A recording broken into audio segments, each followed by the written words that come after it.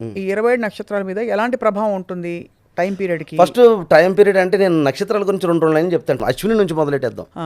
అశ్విని నుంచి ఎక్స్పీరియన్స్తో చెప్తున్నా. ఇది ఫస్ట్ చదువుకున్నప్పుడు కొన్ని తెలుస్తుంటే కానీ ఎక్స్పీరియన్స్తో మనం చదువుకుని ఈ బిహేవియర్లో కనిపిస్తుంది కదా సంథింగ్ ఈజ్ వర్కింగ్ అని.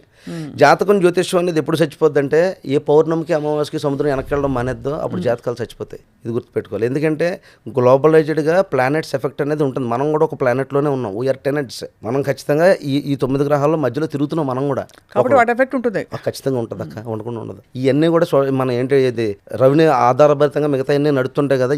ఇది సత్యం అని అందరికీ తెలిసి సైన్స్ పరంగా. సో రవిని ఆధారభరితంగా మిగతా ప్లానెట్స్ నడుస్తుంటే మనం ఒక ప్లానెట్ రా బాబు, మనం సూపర్ హీరోలు కాదు ఇక్కడ.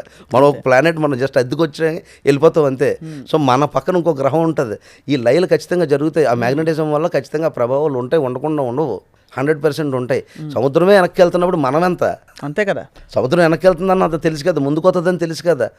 ఇవన్నీ మనకు తెలుస్తున్నాయి కదా, ఆధారభరితంగా చెప్తున్నాం కదా.